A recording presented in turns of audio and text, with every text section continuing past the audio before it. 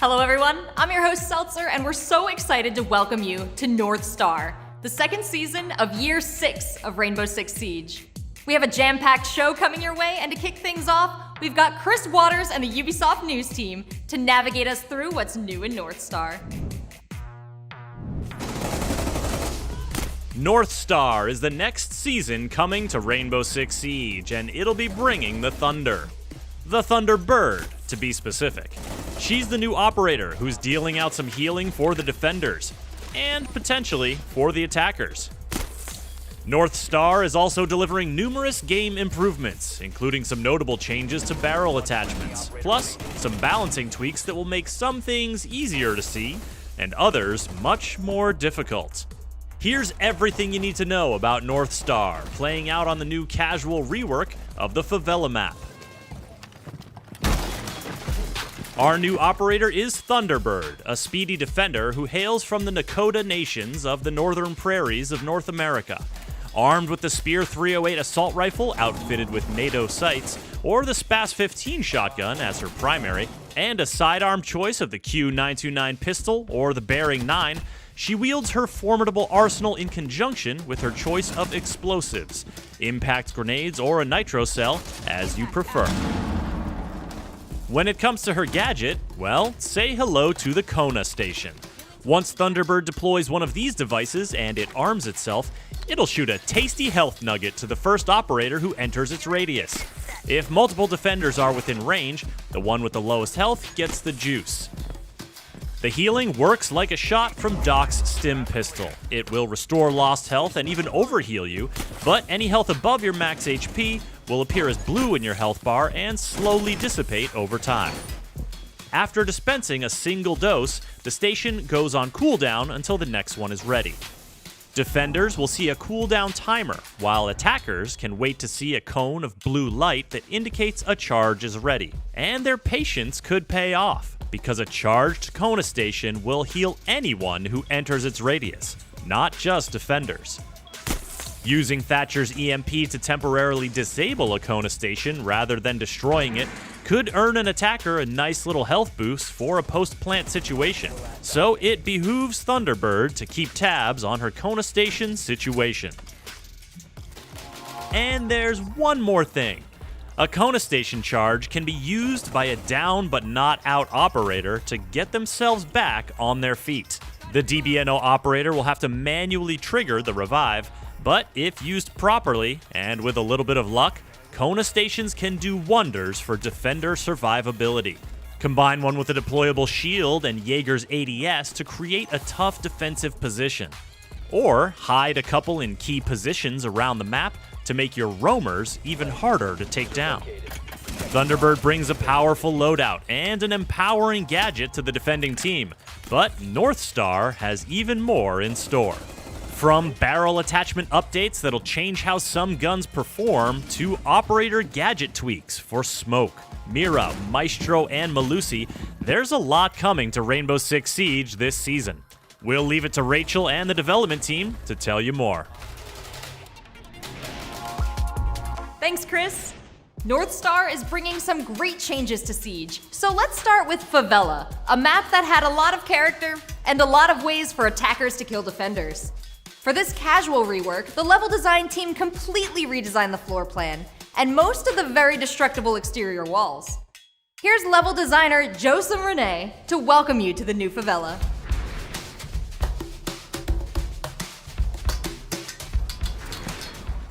So in Skull Rain, we tried to include a lot of destruction on the outside.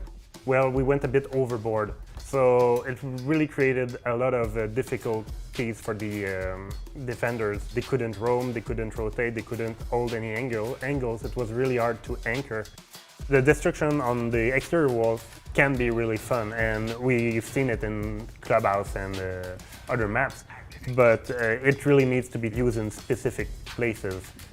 The objective for the new Favela was really to keep it simple, keep it balanced, tone down the chaos of the original map, while still keeping that same brashness, the same quick fights, the same quick reflex needed. I can't really go through all the changes we made from objective to objective because the layout is completely changed. Basically, the players are getting a new map because of that. It means less rooms, but bigger rooms.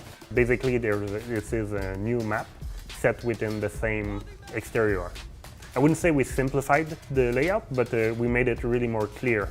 In the old one, I would enter the map and be lost. That's one thing I think is great with the new Favela. The artists have made a really great work, the color coding and also the thematics. So you know where you are in the map because okay, now there's only one kind of assets, one kind of furniture that is used here. It makes for an easier traversal and navigation. You know where you are, you know what are the next rooms beside you, you know what are the rooms after that room. So it makes for a great navigation, a great flow from room to room, and then you can have all the rotations that are still possible. There is a lot of options for both defenders and attackers to move around the map. Op 4, last operator standing. Friendly's victorious. Thunderbird is the new operator coming in North Star. She hails from the prairies of North America and brings some extra healing power to the defending team. Writer Elisa Saliba and game designer Dominic Clement are here to tell you more.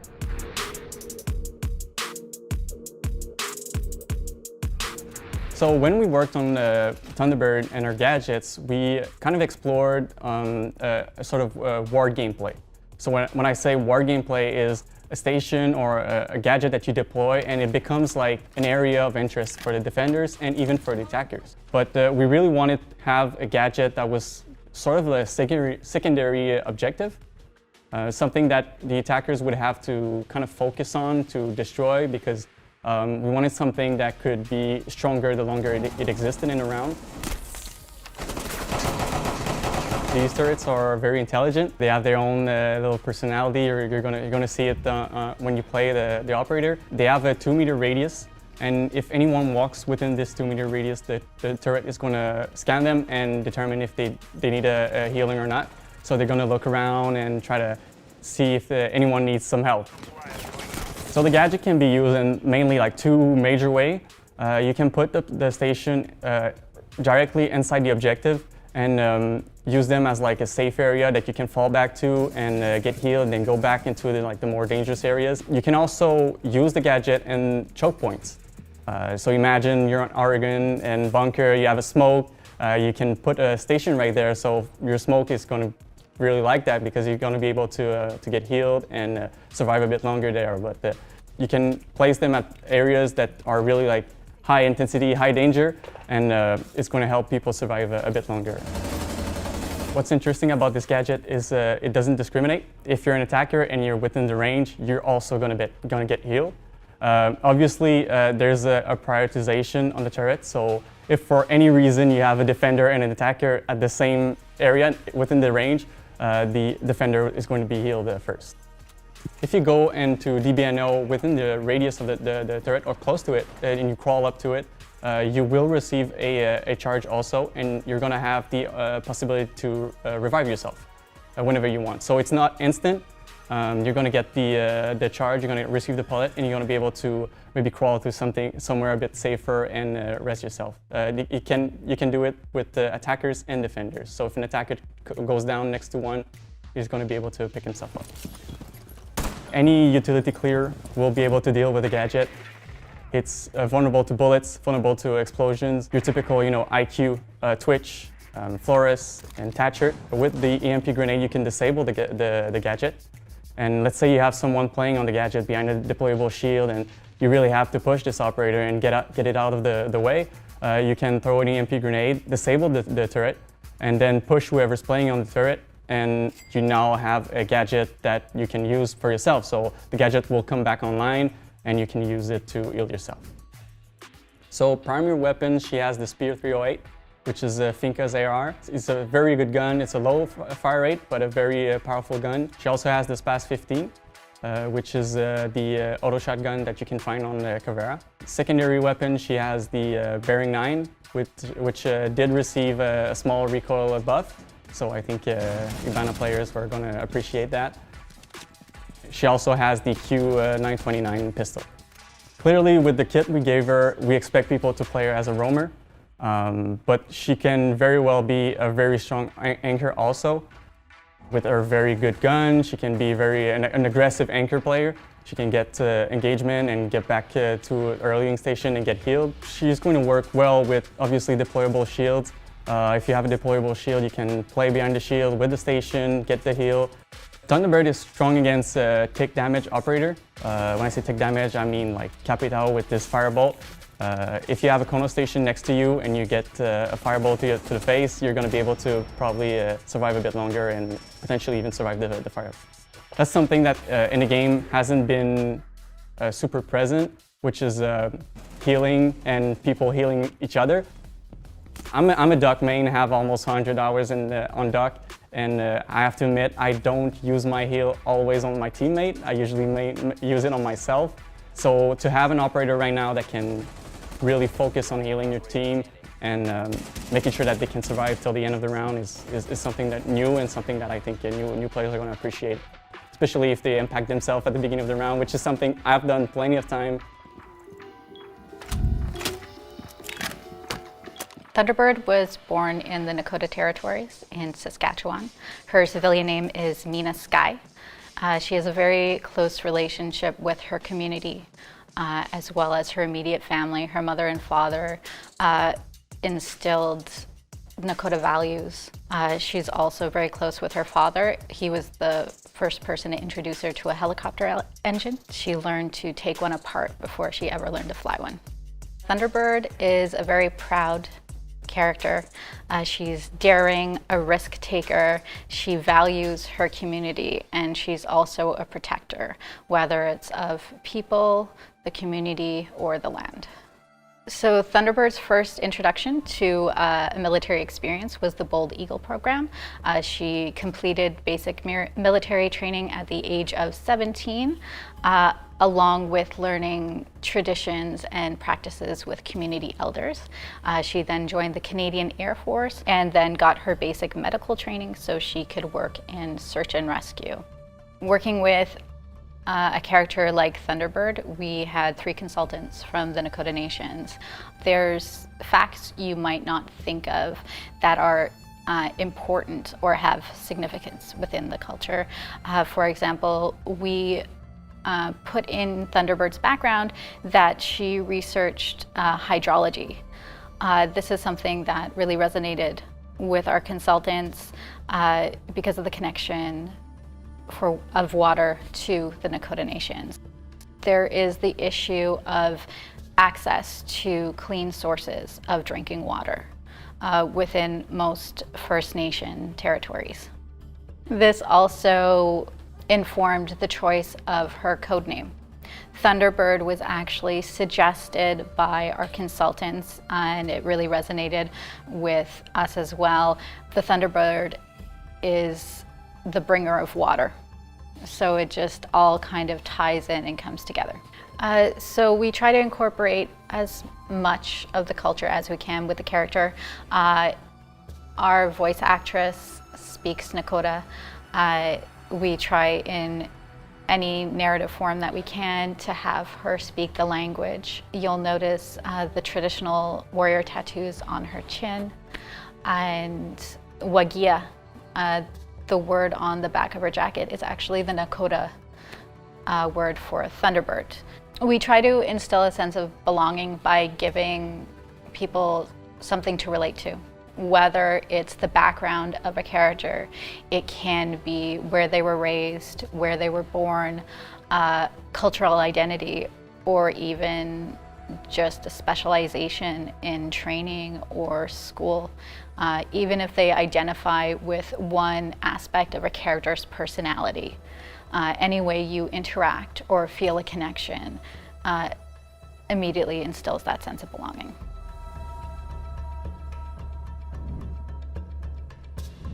In our Future of Siege reveal last season, we opened up about the type of big balance changes that we'd be rolling out in Year 6.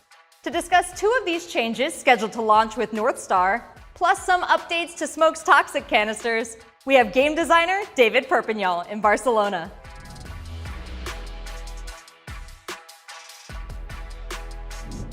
The gadget from Melusi, it's really hard to get around it. Operators have to have a pretty specific loadout to get rid of it easily. Something with explosives, let's say a grenade or a gun 6, that will help you to get rid of it. But if you don't have those, you have to get into the detection area and risk to do a melee on it. So it's pretty dangerous. At the same time, it's super strong because it has both a slow effect on you and also it's giving intels to the defenders that you are around the area. So in general, it's a pretty strong device. What we've done is that the gadget now is deployed close and it will open only when the attackers are entering the detection area. Once it's open, attackers will be able to deal with it either with bullets or a melee hit. We also kept the gadget vulnerable to explosives, so you can get rid of it in the old way, but now you have more tools. We think that the Banshees will need to be deployed by Melusi more carefully, because you don't want players to have direct line of sight with them. You want them to get surprised by the Banshees, similarly to how we play the proximity alarms, for example. And also for attackers, you'll have more options to deal with it. 10 seconds remaining. Both Mira and Maestro have two gadgets that are very strong in one of the key aspects of Rainbow Six, that is the intel. Both help you to control pretty wide areas, either with the Mira on a specific wall or a Maestro at the end of a room. So they bring a lot of intel and they are pretty strong with that. We're introducing a new mechanic that is called Shattered Glass, that will allow players to get close to these gadgets, use their melee against their glasses and shatter them. Our objective here was to allow the attackers to have more tools to get rid of these gadgets, so they are not that dependent on their load that they're carrying. When they get shattered, they obstruct the view from the other side, either the observation tool or, in the case of the Mira, from the other side of the wall. For Maestro, you can shatter the small doors he has, and that will make the Maestro unable to see when the doors are closed. He'll need to open them, and once they're open, he can shoot as always and also gather intel.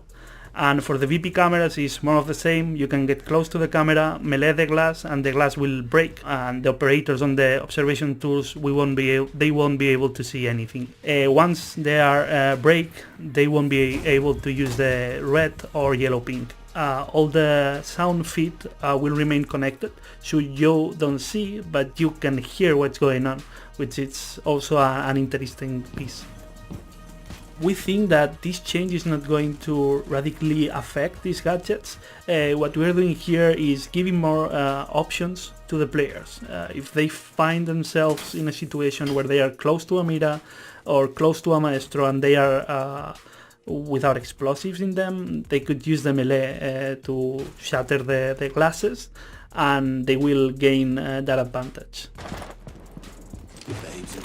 Really, the new smoke doesn't look that different. We've created a new VFX and a new sound effects. I think we've achieved to make it easier to understand where the limit of it is. But yeah, it's not that different. We also made some changes in the damage. So in the past, the damage was decreasing while you were inside the smoke area. But the new damage is going to remain stable during all the time when you are inside. Currently, depending on how the canister is placed, the cylinder will deploy in weird ways sometimes, making the gas get through the walls or even the floors and ceilings. Sometimes this is used by accident, and sometimes is intended, and even some default plans in some maps can be denied with this small glitch or strategy, let's say. So we've included a new propagation system that is based on the current fire propagation system. What it basically does is that it avoids all the time to get through walls, and what the smoke does now is that it tries to propagate through the holes he found. So if you threw it next to a window, it might propagate depending on the exact position, but it will propagate through the window or get through the door in a similar fashion to how fire propagates.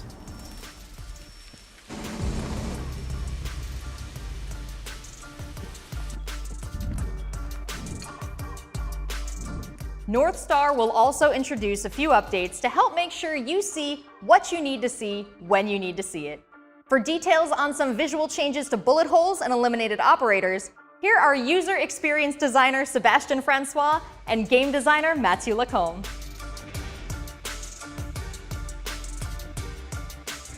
We've all done this. You enter a room that was drawn and suddenly you die to a wall. Yeah, we're tackling the bullet holes. Today we have people shooting a small 9mm in a wall and then try to peek through it. We're tackling this topic to make it more fair on both sides.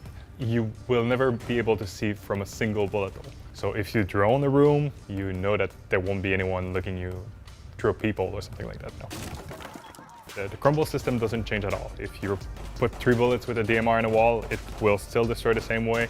If you're using the shotgun or CSRX to create some destruction, they will work the same. The issue now with the corpse is that they won't be replicated the same way for all the players. So sometimes line of sight will be available to you, but it won't be available for another one. So that will lead into like very unfair situations where you're going to take decisions that maybe were not the best ones just because of the replication of the body.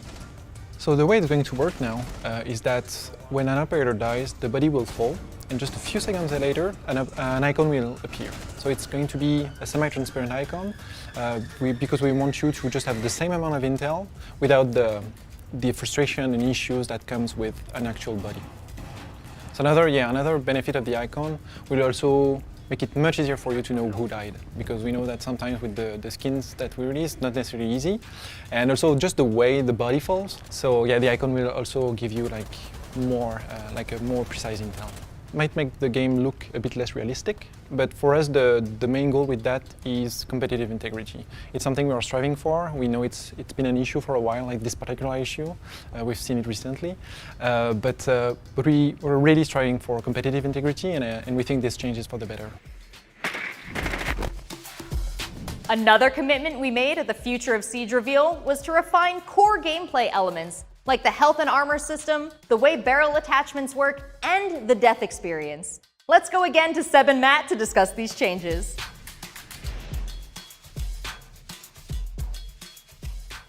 So regarding the armor system, currently the armor system is based on damage modifiers. And we already have a lot of damage modifiers in the game, like with limb penetration, wall penetration, drop-off damage over distance. So there's already a lot regarding damage modifiers, so the armor system in there makes it really hard for you to know what is the impact of the system. It feels like sometimes picking a 3 armor, you just feel like you're picking a slower operator and don't really know what is the advantage of picking that operator. So we want to improve that and make the system much clearer. We're just going to be converting armor to health. So that means that a 1 armor operator will still have 100 HP, but then a 2 armor operator will have 110 HP, and then a 3 armor operator will have 125 HP. So obviously with the change, Rook needed a change too, like a slight change. So now Rook will provide like an extra 20 HP to his teammates. The intent of the change is just to make it much more tangible for you to know what armor means in the game, so now it's health. And also we want you to be able to tell at any given time how much health you have left. So that should help you take better decisions also, should you engage in that fight or not. So we want to also give you more information. So we took the opportunity of changing health also to change Finca. Finca currently is kind of an exception because you just have a temporary boost to your health. So we wanted to remove that and just make it like a regular heal. It's been a while since we touched the muzzle attachments. Those are receiving some changes, so they are more clear to the players. When you equip one of them, you will have a better time understanding what they do.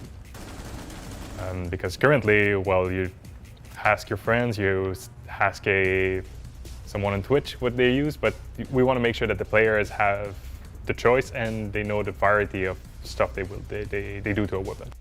Compensator is mostly changing to really only affect the left and right recoil. So if you're a big fan of the Scorpion but you're missing your shots, that could be a good idea to equip the compensator on. If you have a hard time with left and right recoil, this is the attachment you want to use now. For the flash hider, now it's only affecting the hop time. So this means that if a gun kicks too high too quickly for you, you will be looking at the flash hider. So this leaves us with 3 main attachments that are vastly different. We have the muzzle brake that recenters your shot more quickly, the flash hider that helps you not go too high too fast, and the compensator that helps you with the left and right movement. And we are not changing the VFX or the fire that comes out of the barrel. Everything will be feelable. I mean, you will equip this one over the other one and you will notice a difference. That's the goal.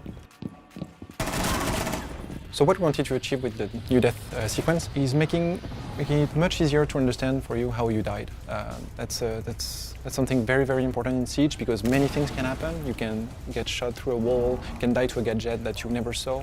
So it's really, really important. And we also want to keep you in the action, not break the flow. Like you died, it's okay, go into your observation tools and give callouts to your teammates. So the first thing that happens when you die, the camera will go out of your operator's body and it will be focusing on whatever killed you. So it can be an operator, a gadget, that's going to be the first phase. The second phase is the replay phase. So now there's not a lot of changes to that. It's just going to be the replay showing you how you died. So you won't be stuck in the death sequence as you were before. You will be able to skip all the phases before. So you will be able to go as fast as you want into the support phase. One of the intentions of reworking the death sequence was to also keep you in the action. And that makes total sense also with the gameplay after death that we are trying to introduce currently on the TS. So the idea is just you died, it's okay. Now you just transition as fast as you can into your observation tools and keep playing, keep helping your team win the round. One of the biggest updates in the works for Siege is gameplay after death, which introduces the ability to control drones and gadgets after you die. This is still in development and is not launching with North Star, but we are bringing it to the test server and we want your feedback. To tell you more about one of the most impactful features for the future of Siege, please welcome Game Director Aurélie Debont.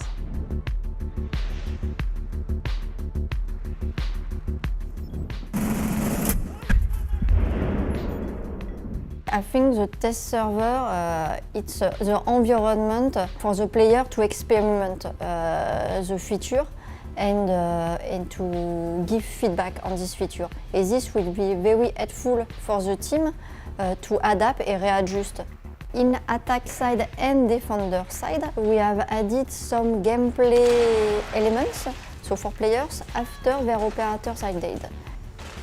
For attack side, dead players can control and move their own drone. So, and just to be clear, you cannot control the drones of another player.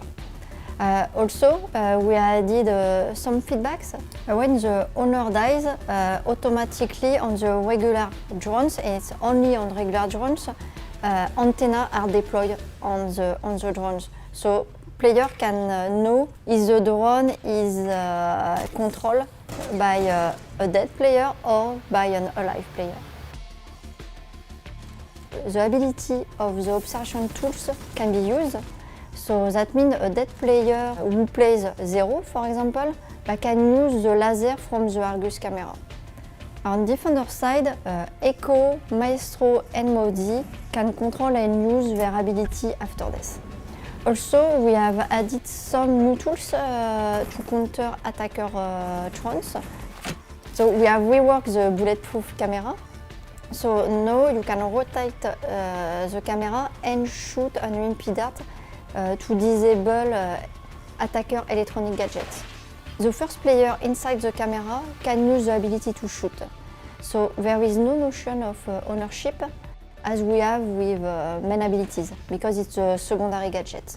So this will help defenders to deny drones by disabling them. We have added the drone counter. So the drone counter is only displayed for defenders to help them to track the number of regular drones their team has destroyed or captured. So this is to encourage defenders to be aware of the importance of destroying drones, especially in the context where dead players can focus on droning them out. So I'm very excited by this new feature because you can still have an impact on the outcome of the round. Even after your death, you can still help your team. We are aware that gameplay after death will affect the whole game balance, especially for operators whose abilities revolve around observational tools. And we have started to work on this. So, for example, the fact now you can shatter the glass of the Maestro turret with a melee to deny the vision is a good example. And we have also some other plane, like we are working to explore a new secondary gadget around deny information, for example. And the most important aspect we want to be sure before releasing this feature that it's never a valid strategy to take careless fights early in the round and not care about dying. So even if the change means that dying will be a bit less punishing than it's been before, but we still want it to be very punishing. But as you know, balance a live game is without end, and this evolves constantly. Thank you all for watching our reveal of North Star. The test server will be going live on Tuesday, May 25th, and we hope to see you there. Now, for one last reveal, a realistic Hibana figurine inspired by the game. This highly detailed figurine comes with a unique code to unlock an exclusive weapon skin and is now available for pre-order. Thank you for watching, and we'll see you on the test server.